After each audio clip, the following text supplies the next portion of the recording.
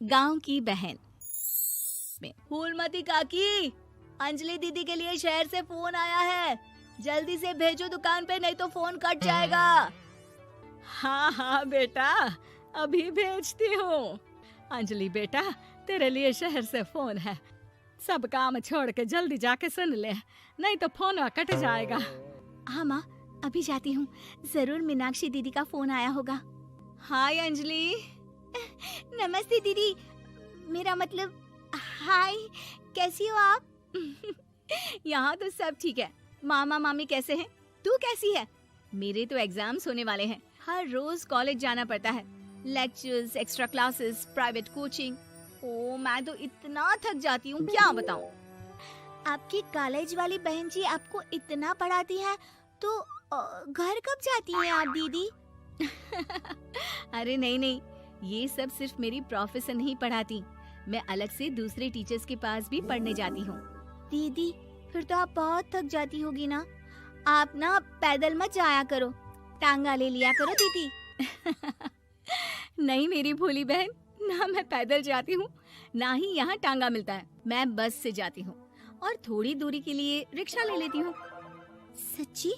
वहाँ पर टांगे नहीं, बस चलती है? वाह, वो भी हर रोज?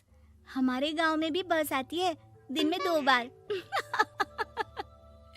यही तो खास बात है शहर की, यहाँ बसें पूरा दिन दौड़ती हैं सड़कों पर, और सिर्फ बसें ही नहीं, कार, स्कूटर और ट्रक भी, और तो और थोड़ी दूरी पर तो हवाई जहाज भी है, जहाँ से हवाई जहाज आसमान में उड़ते हैं।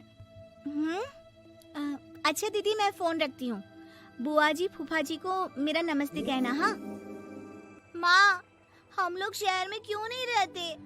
बुआ जी, फूफा जी और मीनाक्षी दीदी तो शहर में ही रहते हैं। अरे क्योंकि तेरे बुआ जी की शादी शहर में हुई थी, इसलिए बेटा। शादी से पहले वो भी तेरे पापा और दादा दादी के साथ गांव में ही रहती थी।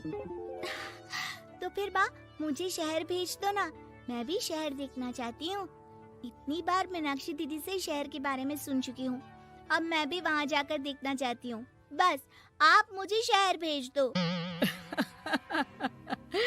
ठीक है, इस बार गर्मियों की छुट्टियों में कुछ दिन रह आना शहर, अपनी बुआ के घर। अब तो खुश ना? हाँ माँ, बहुत खुश। आप देखना, मैं शहर जाके कितने मजे करती हूँ। अंजलि अगले दिन स्कूल जाती है और वहाँ अपने सारे दोस्तों को अपने शहर जाने की बात बताकर चिढ़ाती है। अरे श्रद्धा, शीतल, सरोज, तुम लोग इन गर्मियों की छुट्टियों में कहाँ जा रही हो?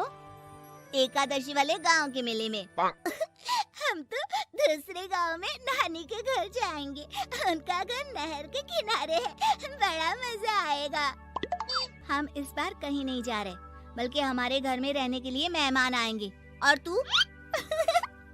अरे मेरा क्या है, मैं तो बस पास वाले शहर जा रही हूँ, अपनी बुआ जी के घर, वहीं रहूंगी कुछ दिन। तुम लोग चिंता मत करना, मैं चिट्ठी लिखूंगी तुम सबको वहाँ से। पापा मुझे तो चक्कर आ रहे हैं, जी घबरा रहा है। बेटा, शहर आने की जिद भी तो तूने ही की थी, अब पहली बार बस में चढ़ी है तो यही होना था, भुगतो अब। अरे मामा जी, अंजलि, आप लोग आने से पहले बता तो देते, मैं लेने आ जाती बस स्टैंड तक। आओ आओ भैया, आओ बेटी अंजलि। माँ बुआ जी कैसे हैं वहाँ, और भाभी कैसी हैं? सब ठीक है, बस अंजलि जिद कर रही थी कुछ दिन आप लोगों के साथ रहने की, सो छोड़ने आ गया। दीदी, आप मुझे शहर घुमाने ले जाओ ना, मुझे भी शहर देखना है। हाँ हाँ चल, तैयार हो जा जल्दी से। अंजलि तैयार होने जाती है और कुछ देर बाद जब बाहर आती है तो अरे ये क्या कर दिया तूने, मार्केट तक ही तो जाना है, इतनी डार्क रेड लिपस्टिक, इतने बड़े बड़े झुमके और चूड़ियां और चेहरे पर इतना सारा पाउडर। मेरी बहन, ऐसे नहीं चलेगा, जा और ये सब हटा के आ। अरे कैसे, क्यों? मैंने शहर आने के लिए इतनी मेहनत से ये सब इकट्ठा किया था, और वैसे भी मैंने देखा है मोहल्ले की राधा काकी के टीवी पर एक फिल्म चल रही थी, उसमें हीरोइने ना ऐसे ही तैयार होकर जाती है घूमने। सब पता है मुझे, मैं तो ऐसे ही जाऊंगी दीदी। अंजलि शहर की चकाचौंध को देखकर बहुत हैरान और खुश होती है। ऊंची ऊंची इमारतें, सड़क पर दौड़ती गाड़ियाँ, बड़ी बड़ी दुकानें, उसकी एक्साइटमेंट का ठिकाना नहीं था। दीदी, ये छोटा सा कमरा सड़क के किनारे क्यों रखा है? इसमें कौन रहता होगा? ये कमरा नहीं, पीसीओ है, पीसीओ। यहाँ पर लोग फोन करने आते हैं, सिक्का डालकर। ओ, हमारे गांव में तो दुकान पे ही जाते हैं बात करने। अच्छा चल, तुझे रेस्टोरेंट में खाना खिलाने ले चलती हूँ। Excuse me, 2 plate noodles please and 2 Cola. Meenakshi को ऑर्डर प्लेस करते हुए अंजलि बहुत ध्यान से देखती है और थोड़ी ही देर में ऑर्डर लेकर वेटर आ जाता है और खाना टेबल पर रख देता है। अरे, ये लंबी लंबी सेवइयाँ खाते कैसे हैं दीदी?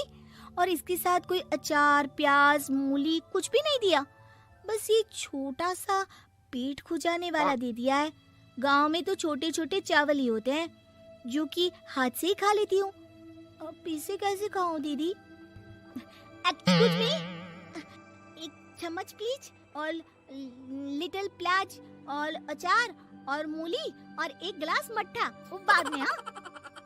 अब ये सब सुनकर आसपास बैठे लोगों को हंसी आ जाती है। मीनाक्षी भी अपनी हंसी किसी तरह रोकने की कोशिश करती है और वेटर मुस्कुराता हुआ वहाँ से चला जाता है। अंजलि समझ नहीं पाती कि सब किस बात पर हंस रहे थे, लेकिन वो छिप जाती है। दीदी, मुझे लगता है कि मुझे इन सेवइयों को ऐसे ही खा लेना चाहिए, इसी पेट खुजाने वाले कांटे के साथ। एक काम कर, तू मुझे खाते देख, जैसे मैं खाऊं तो भी वैसे ही खा ले। ठीक है दीदी। अंजलि खाते खाते नूडल्स में सिरका ज्यादा डाल देती है, फिर ऊपर से नमक दानी से खेलते हुए काफी नमक भी अनजाने में छिड़क लेती है। अरे, ये क्या क्या खा लिया? अरे हाय हाय, कितना कड़वा है। पानी पानी, ये काला शरबत ही पी लेती हूँ। और जल्दबाजी में अंजलि जल्दी जल्दी कोला पी लेती है, जिससे उसके नाक में झंझनाहट होती है। दीदी, मुझे ले चलो यहाँ से, मैं ये सब शहरी खाना नहीं खा सकती। अब शर्म के मारे मीनाक्षी अपनी बहन को वापस घर ले जाती है और कहती है कि देख अंजलि, माना कि शहर और गांव एक दूसरे से बहुत अलग है, लेकिन इसका मतलब ये नहीं कि हमेशा शहर ही बेहतर हो और उस वजह से हमें वो सब करना पड़े जो हम नहीं कर सकते। शहर में सहूलतें तो हैं ही, पर चुनौतियां भी हैं। हम जहाँ भी रहें, हमें कभी अपने आप को कम या ज्यादा नहीं समझना चाहिए। और किसी भी नई जगह में ढलने में समय लगता है, उसके लिए तुम्हें दूसरों की नकल करने की कोई जरूरत नहीं है। बेटा, घूम लिया शहर या अभी और घूमना है?